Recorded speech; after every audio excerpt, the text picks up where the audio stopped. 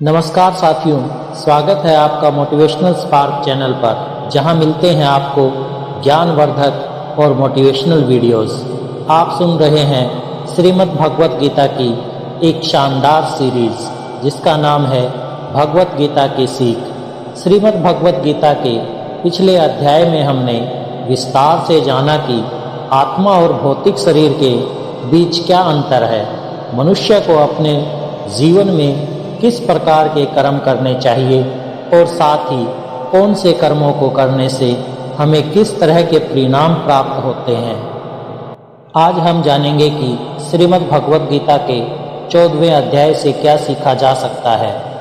इस वीडियो में हम बात करेंगे 14वें अध्याय की बहुत ही सरल भाषा और आसान से शब्दों में।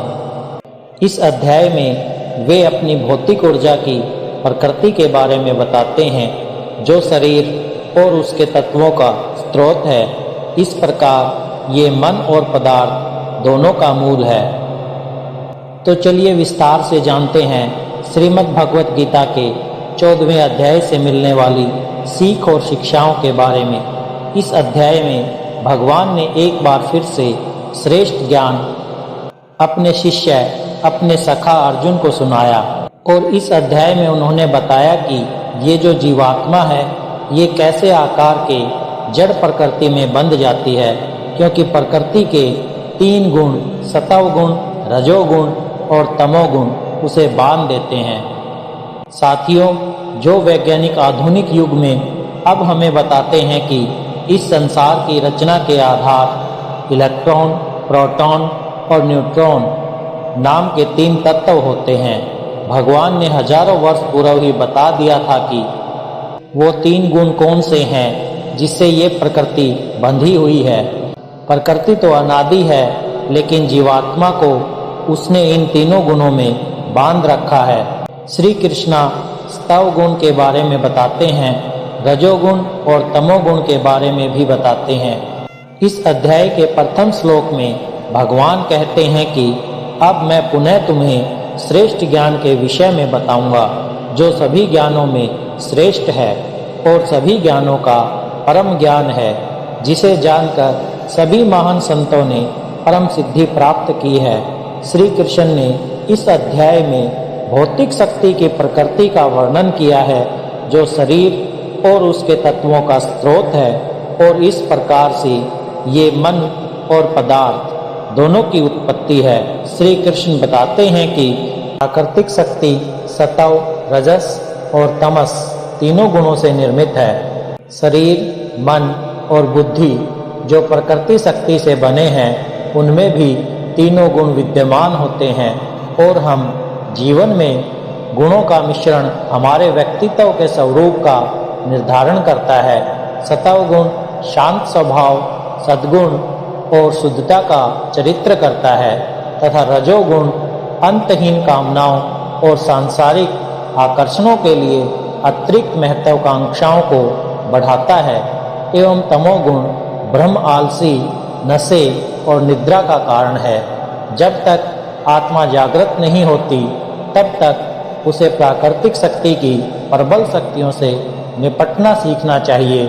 मुक्ति इन 3 गुणों से परे है। आगे श्री कृष्ण इन गुणों के बंधनों को काटने का एक सरल उपाय बताते हैं। परम शक्तिशाली भगवान इन तीनों गुणों से परे अर्थात अतीत है। यदि हम मन को उनमें अनुरुक्त करते हैं, तब हमारा मन भी दिव्यता की अवस्था की ओर बढ़ता है। अर्जुन 3 गुणों से परे होने की अवस्था प्राप्त व्यक्तियों के गुण विशेषताओं के संबंध में पूछता है। तब श्री कृष्ण सहानुभूति पूर्वक ऐसी पवित्र आत्माओं के लक्षणों का निरूपण करते हैं। वो बताते हैं कि प्रबुद्ध मनुष्य सदैव संतुलित रहते हैं, और वो संसार में तीनों गुणों के कार्यों को देखकर व्यक्तियों, पदार्थ तथा परिस्थितियों में प्रकट होने वाले उनके प्रभाव से विचलित नहीं होते।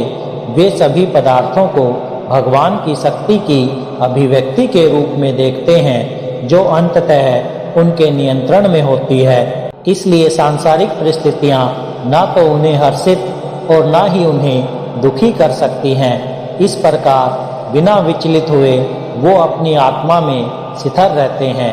भगवान कहते हैं, हे महाबाहु अर्जुन, प्राकृतिक शक्ति सत्व, रजस और तमस 3 गुणों से निर्मित है।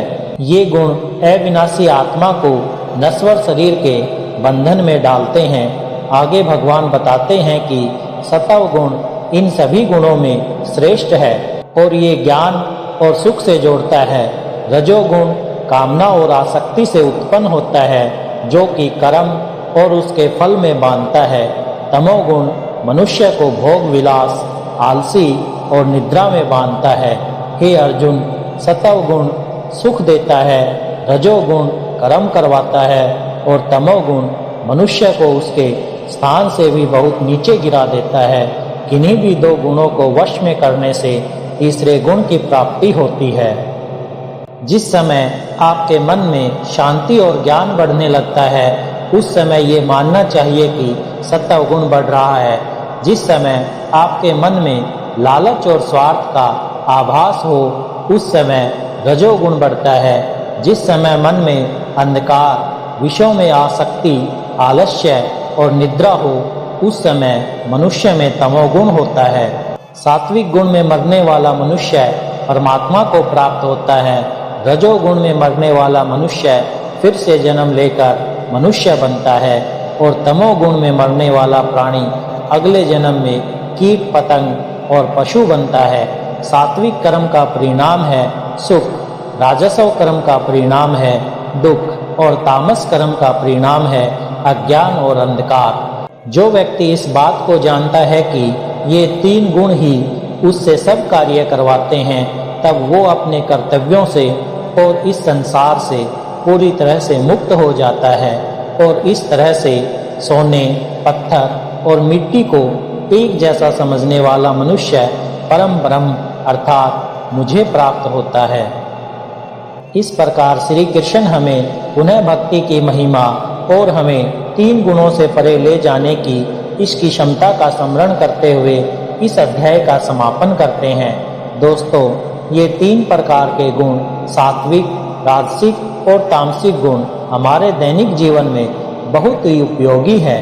हमें जीवन में सफलता प्राप्त करने के लिए अपने दैनिक व्यवहार और विचारों में सात्विक गुण को बढ़ाने और तमोगुण को कम अथवा समाप्त करने का प्रयास करना चाहिए। अर्थात हमें आलस्य, निद्रा, चिंता, लालच, वासना, मोह और नकारात्मक विचारों को त्याग कर अपने मन में शुद्धता, प्रेम, भक्ति, संतोष, त्याग, समर्पण और सकारात्मक विचारों को अपनाना चाहिए। जैसा कि भगवान ने भगवत गीता के आगे के अध्यायों में बताया है कि हमें सिर्फ अपने कर्मों पर ध्यान देना चाहिए, उसके फल की चिंता में अपना समय व्यर्थ नहीं करना चाहिए। उसी तरह अगर आप मेहनत करके कुछ उम्मीद नहीं करोगे तो आप हमेशा खुश रहोगे, लेकिन अगर आप किसी अच्छे परिणाम की कामना करके मेहनत कर रहे हैं तो इस बात की कोई निश्चित गारंटी नहीं है कि खुशी मिलेगी या दुख होगा। उसी तरह अगर आपने किसी का नुकसान करने के लिए कर्म किया है तो ये निश्चित है कि किसी न किसी समय आपको ही दुख मिलेगा। मित्रों, आशा करता हूँ कि आपने इस वीडियो से बहुत कुछ सीखा होगा। वीडियो को लाइक और शेयर करके कमेंट में जय श्री राधे कृष्णा अवश्य लिखें।